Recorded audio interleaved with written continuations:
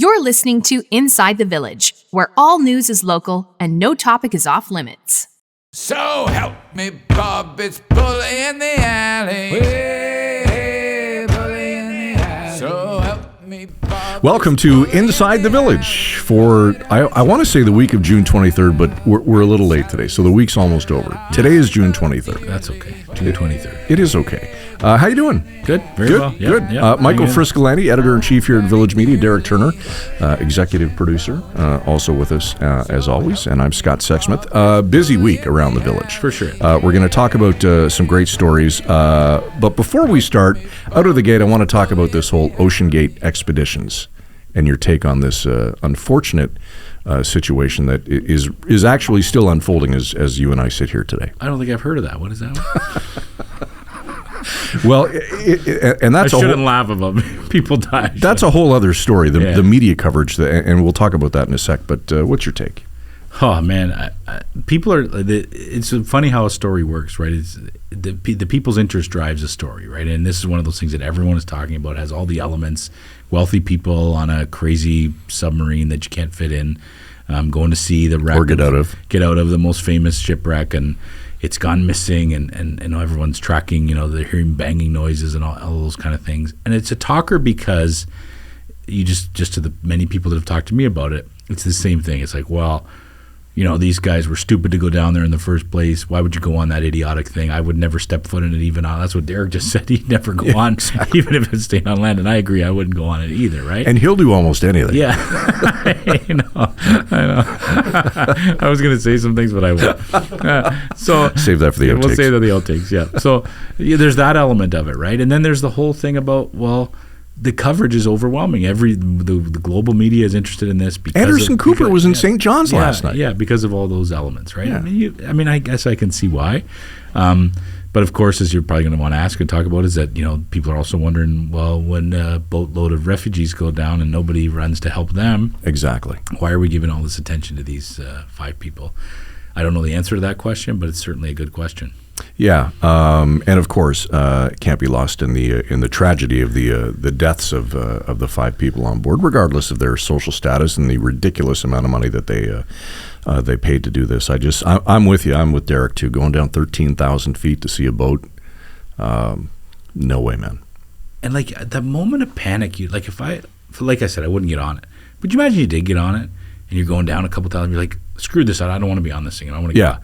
Like you're not getting out of there. Like it's not like you can just jump out of the closet. Like that's crazy to me to get on that. And I think the scariest part to me is when trouble happened and they know that there's 96 hours worth of oxygen on this vessel, and you're watching the clock and know that it's going to end. I can't imagine. The other thing too is like you're going to visit the Titanic, which is the most cursed object man ever created, right? Yeah. Why something bad's going to happen? Why would you going to go visit that? So I don't know. That's the other element, right? Yeah. I know they've done some before, I guess.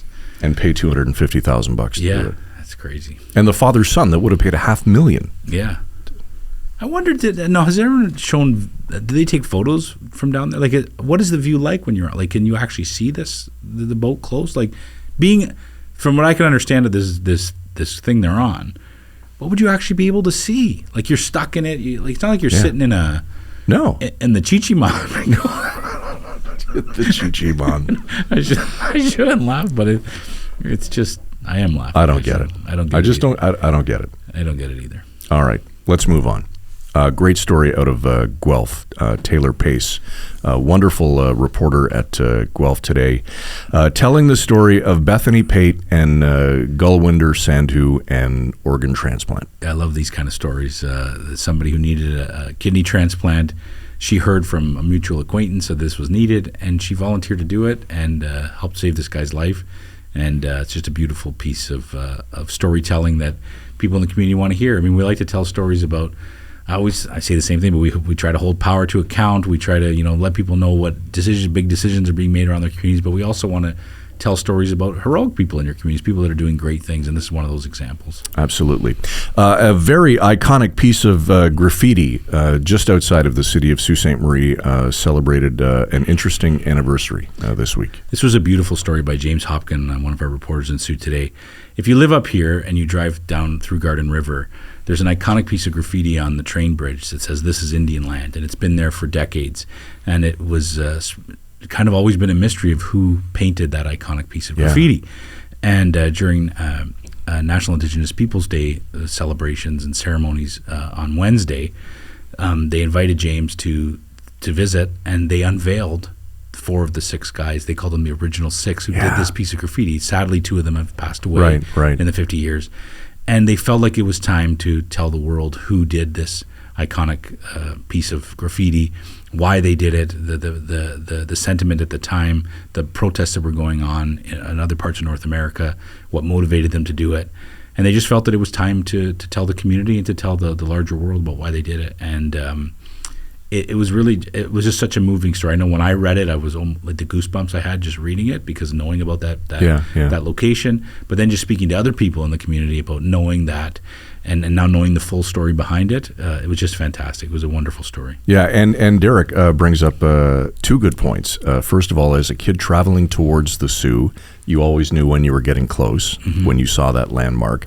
And I think it was the iconic photo, Derek, you said, of Jordan Nolan after he'd won the Stanley Cup. That's right. Holding the cup in front of the bridge. That's right. Who's from Garden River, and that's where he took the. Yeah, that was a fantastic photograph. Yeah, certainly was. Yeah, so that was a great story. I'm really happy that we were able to tell that kind of do that. Again, just fantastic local journalism. A picture is definitely worth 1,000 words, and that one certainly was. Lastly, wonderful partnership between the Trillium and Green Line as the city of Toronto heads towards a new mayor. Yeah, speaking of great local journalism, the Trillium, our fantastic team at Queen's Park, has teamed up with a site called the Green Line, and it's doing some really fascinating local journalism, solution-style journalism. And they've teamed up to try to cover this together and to introduce their readers to each other, really. And so they've teamed up on some important issues that need to be discussed leading up to the election. They're going to cover the election night together.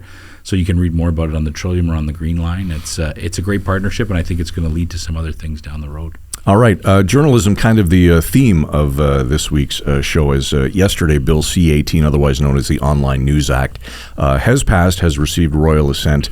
It's causing some division, one might say. So we're going to talk about that with Michael Geist from the University of Ottawa, a very smart fellow, very well in tune with this situation. So we'll do that this week. It's going to be an important conversation. Absolutely. We'll do it next. Michael Geist from U Ottawa joins us when Inside the Village returns right after this.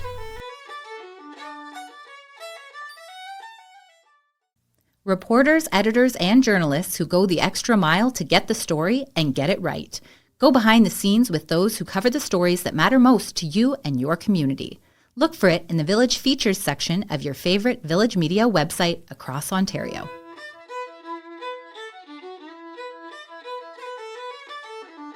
Welcome back to Inside the Village. I'm Scott Sexsmith, along with Michael Friscolanti, editor-in-chief here at Village Media. We're now joined by Michael Geist. Michael is a professor and Canada Research Chair in Internet and E-commerce Law at the University of Ottawa. Michael, welcome to Inside the Village. We appreciate your time today. Oh, I'm happy to be here. Thanks so much for having me on. All right, we're going to try and unpack Bill C-18 here. And first of all, Michael, this podcast, Inside the Village, is for our local readers of the local news websites that we operate across the province of Ontario, just over 20 or so.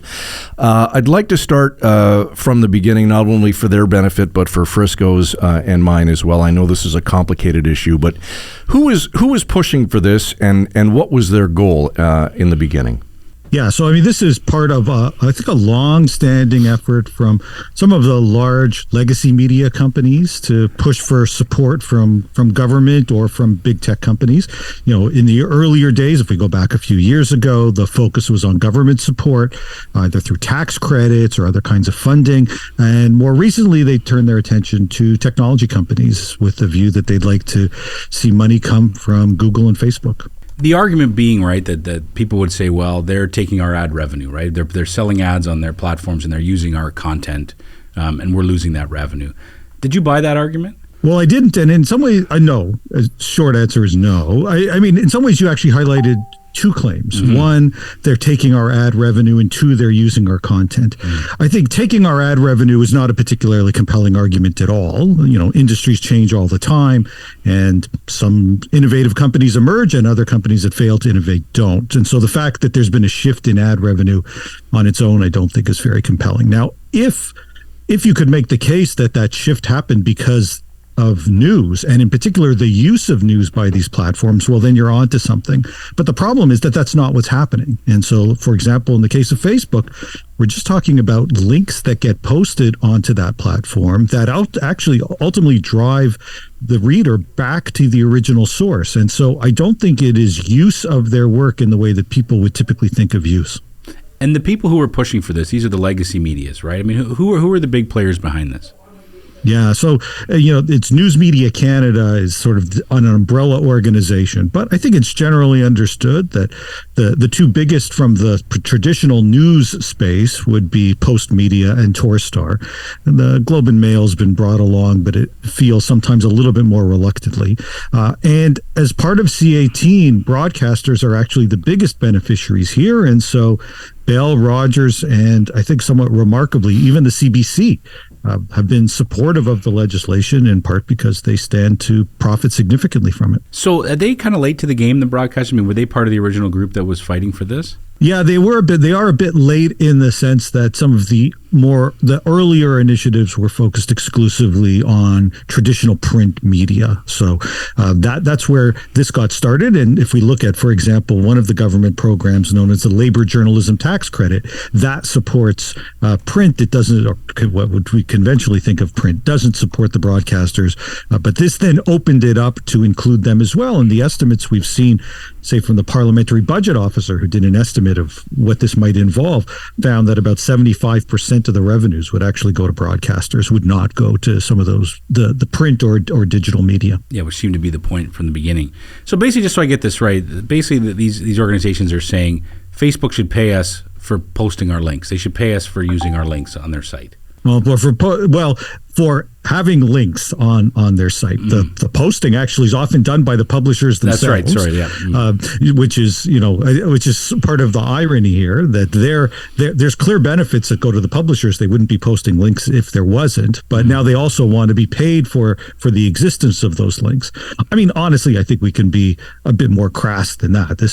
They see a big pot of money. They see a government that is supportive of the notion of helping these legacy companies and putting themselves at odds a bit with big tech, which it's fashionable to do right now.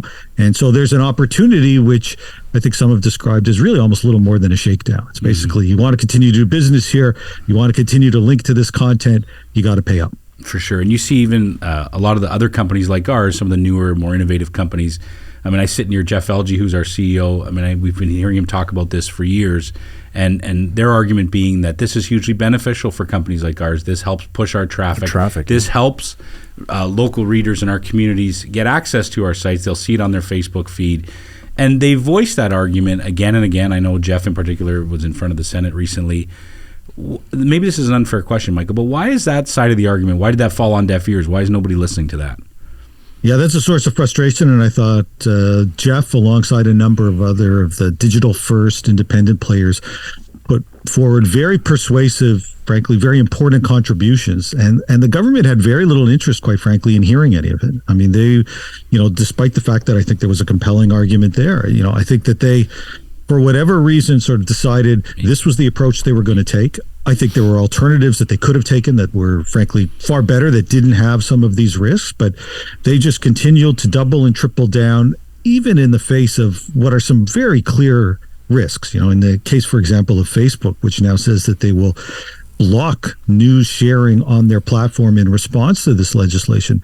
I'm not a huge Facebook fan. I don't know many people that are, but I have to at minimum give them credit that they have been nothing if not consistent from the moment this legislation came forward to say that if you create a system where it is mandated payments for links with uncapped liability, we don't even know how much we're going to have to pay as part of this, that is going to render news uneconomic on our platform in Canada. And if the choice is link and you have to pay, or you don't pay if you don't link, we're going to choose not to link. And the economics, Michael, and you bring it up, and Jeff is certainly always in growth mode, as you know, and now he's the first one to say that it's going to halt new launches, it's going to halt new hires here at Village Media, and completely force him and the rest of us to re-examine the way that we do business. And I'm guessing that Village Media isn't alone. No, I don't think they are. I think this has the potential to truly not just have an incredibly damaging effect on many media outlets, but I think undo many of the benefits that the government has now spent hundreds of millions of dollars on over the last number of years.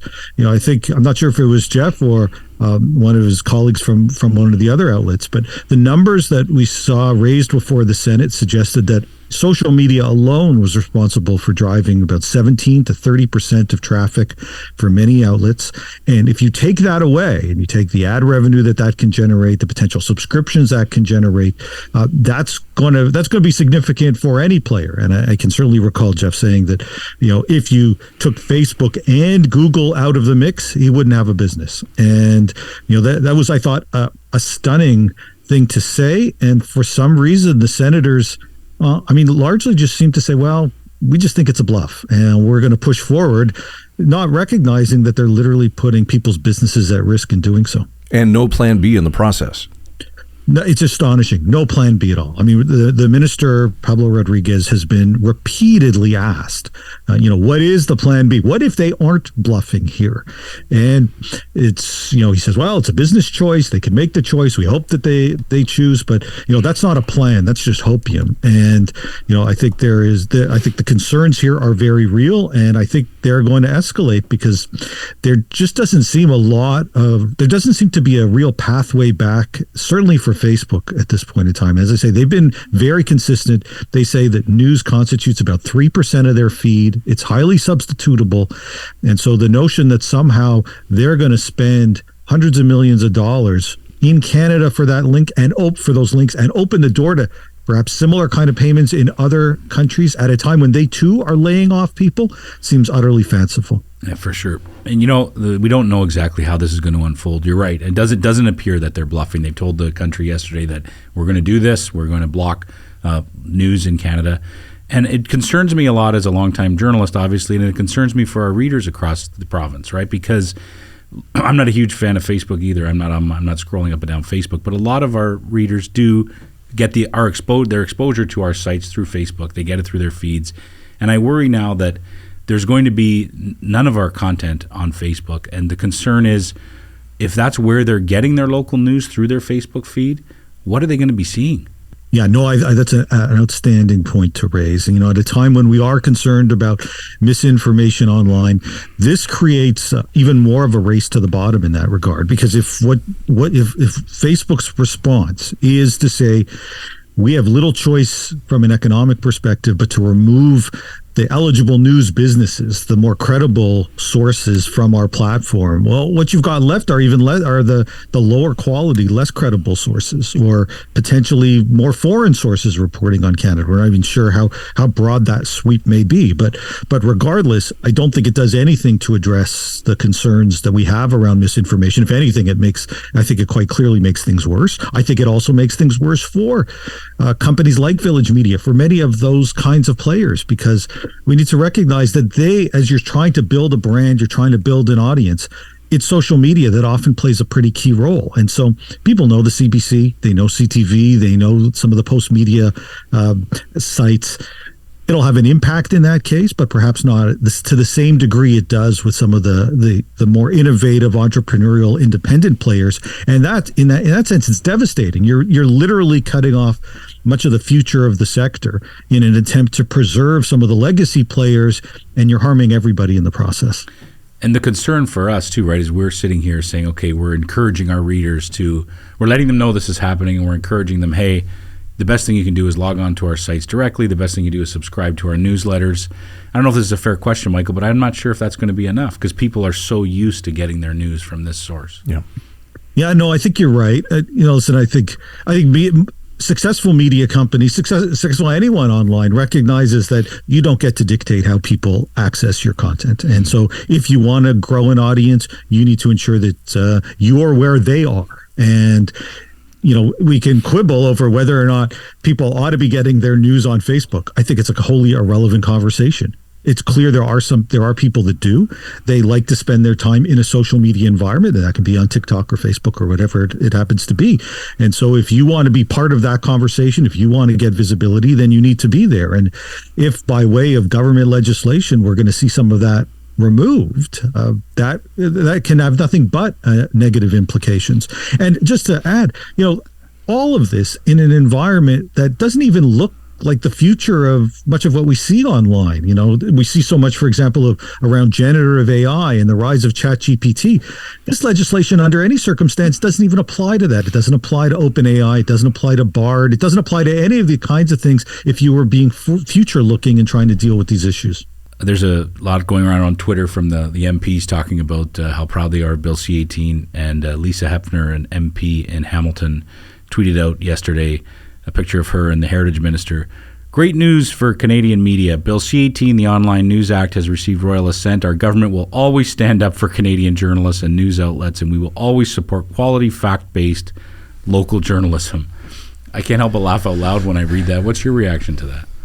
Well, my reaction is that is the same MP who at committee literally said that online news wasn't real news.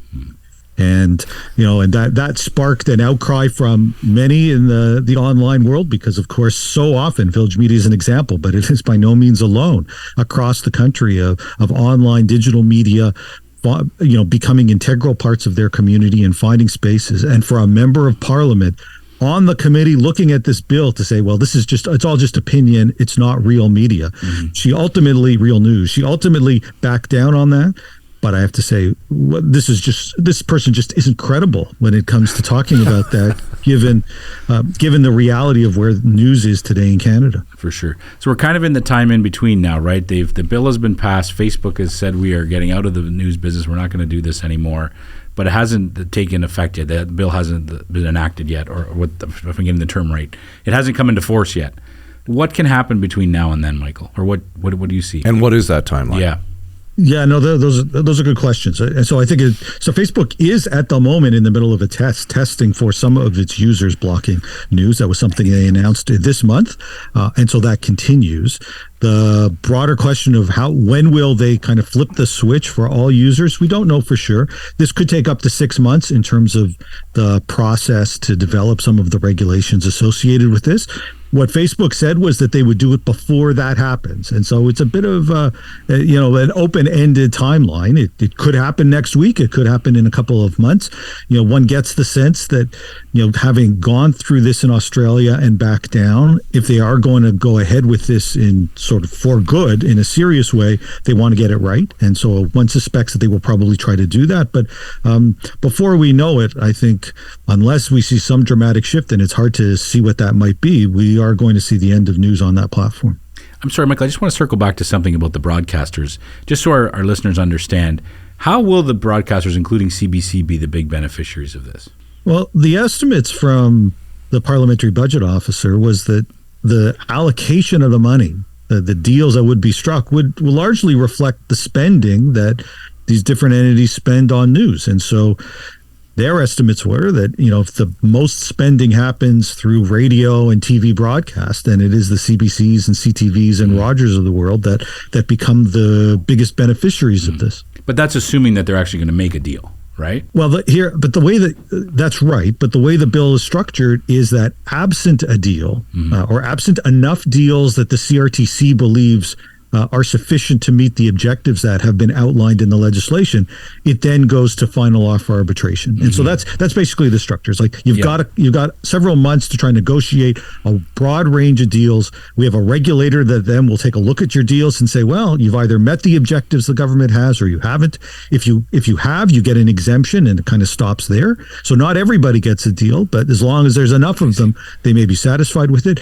But if they can't reach a deal, or if the CRTC says, well, no, this doesn't meet the objectives, then it goes to final offer arbitration. And, I have to say that I believe that the way the government structured the legislation really stacked this in favor of media companies. No surprise. I mean, that's who they want to see as the beneficiaries. And that's why you see the large intermediaries concerned about the prospect of final offer arbitration because they think that leads them into a world where they don't control now what they're paying, and they have the distinct sense that it's going to be far more than they think the links are economically worth. And I think the number was somewhere around $330 million. Was that the number, Michael? Was that accurate? So a number of numbers have been thrown around. That was the Parliamentary Budget Officer's initial estimate. In fact, it probably would be higher now if they were to revisit it, because they actually added more eligible news businesses into the legislation as it went through the amendment process. So the number could, in theory, be even higher.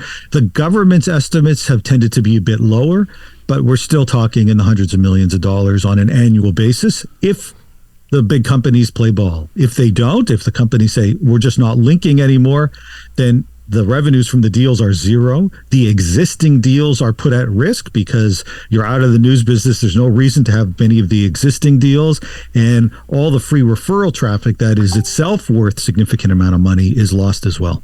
All right, I know you're tight for time, Michael. Before we let you go, we certainly know in this deal who the big losers are. Are there any winners outside of potentially the broadcasters? At this stage, I don't think there are any winners. I think even if they find a way to bring Google on board, let's say, and Facebook remains out, unless both are in, and as I say, that seems like a long shot right now. At best, you're maybe break even, and maybe the revenues get from Google offset a bit some of the losses from Facebook. But that's just looking at it purely from a dollar and cents perspective. More broadly, in terms of the individual Canadians that have platforms that are diminished, the reputational hit that I think Canada takes in terms of a country where we are already seeing on the streaming side, due to Bill C-11, some streamers saying they may exit the market. Now we have platforms saying they may exit some of their services in Canada. I think we end up with a made in Canada internet that is not one to be proud of. All right, Michael Geist, professor and CRC in Internet and E-commerce Law at the University of Ottawa. Good to see you, Michael. Appreciate your time today. My pleasure. Thanks so much for having me.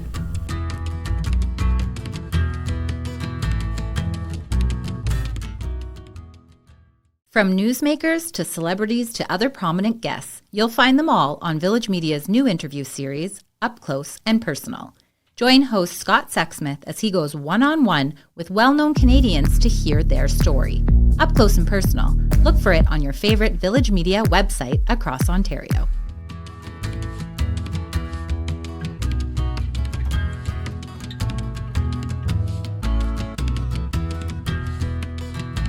Back to wrap on Inside the Village for Friday, June 23rd, 2023 with Derek Turner, Michael Friscolanti, Editor-in-Chief. Here at Village Media, I'm Scott Sexsmith. Michael Geist, smart guy, knows his stuff. Yeah, I've been really in tune with what's been going on with this bill throughout the process. And, I'm still digesting how this is going to impact us, right? I mean, we're an extremely proud local journalism operation. We have fantastic sites. I think of the readers that we serve in communities like Sudbury and Orillia, Newmarket, Barrie, Guelph, Sault Ste. Marie. These are people that turn to us that are used to knowing that we provide fact-based, accurate local journalism that is diverse, that covers all kinds of different issues in their community. And the reality is a lot of these people do get our links through their Facebook feeds. It's where they're exposed to our journalism. It's where they click through to get our stories. And the thought, it's scary to me, the thought that, a reader in one of those communities who's on their Facebook feed will never see any of our coverage anymore. So it worries me about what they're going to be left with on their Facebook pages, right? But it also worries me in the sense that you're going to have, forget page views, forget clicks, but you're going to have fewer people informed in those communities, right? So you're going to have, there's going to be ramifications of that on the knowledge base of the community, on democracy, on the quality of information. And that's a big, big concern to me. And just forget the fact that it also concerns me just about, the health of our operation and how we do going forward. These are legitimate concerns, right? And it's very disappointing. But the bigger issue for me is that we take such pride in informing our communities and providing the quality journalism that we do, and to think that the fewer people are going to get it now is disappointing. Yeah, and I think the other thing that it's going to do, and you alluded to it briefly, is it's going to give new life to misinformation. Yes. And how people learn about things, and more importantly, what they learn. And how far it is from the truth. For sure. And I think that the message that we're going to try to hammer home now is you respect us, you look to us for this information, you depend on us in some ways. We are, as Dave Dawson, our great editor in Orillia, once said, we are like the water cooler of the community. You come once a day, maybe multiple times a day, to check in on what's going on and to see what's happening. And we're that meeting place for people, right? Yeah. So we're going to continue to encourage people to do what they've always done, which is log on our sites directly, look to us directly, come right to our sites, and to subscribe to our newsletters, which is really like an afternoon newspaper into your email box every day. Yep. That keeps you up to date on what we need to do. And we need to be in a way doubling down on those things and really reminding people where they can find that accurate news, because it's going to be harder to find. This is a great example of what happens when the government sticks its nose somewhere it does not belong. Yeah, I think it was Michael who may have said previously that the best thing they can do to help the media is just to get out of the way. Stop trying to fix the... Andrew Coyne. Andrew Coyne said that. Yeah, that's right. Just try to stop. You get out of the way. Best way to save media is stop trying to save the media. Yeah, and again, like, we don't want to get into the nitty-gritty, but if you look at the success of Village Media in creating great local journalism sites, is that we were partners with Facebook in that sense and with Google in that way. It was mutually beneficial, right? Our links were on their pages. It sent traffic through. So for us, it was beneficial because it sent people to our site to read our news. Definitely. But it also gave them quality content on their platforms, which was beneficial to them. So yeah, it's extremely disappointing. It's concerning for a lot of different reasons. And I guess the only message I would have for our readers is, we're still here. We're still going to be providing the quality content that you've come to depend on, that you look for. And just come to us directly, and that's the best way to find us. And you can come to us directly with your thoughts and opinions on Bill C-18 at itv@villagemedia.ca. See, Derek's going to be so proud of me, the way that I wove that in. I normally forget the email address. Yeah, that was good. Not this week. Pretty important week to get it in there. Yeah. itv@villagemedia.ca. Of course, all episodes can be found across the Village Media Network, wherever you get your favorite podcast, and at insidethevillage.ca. For Derek Turner, executive producer of Inside the Village, Michael Friscolanti, editor-in-chief here at Village Media, I'm Scott Sexsmith. Have a great weekend. Enjoy the sunshine. Stay safe, and we'll talk to you next week. You've been listening to Inside the Village. Frisco and Scott's Wardrobe, provided in part by Moores, Sault Ste. Marie.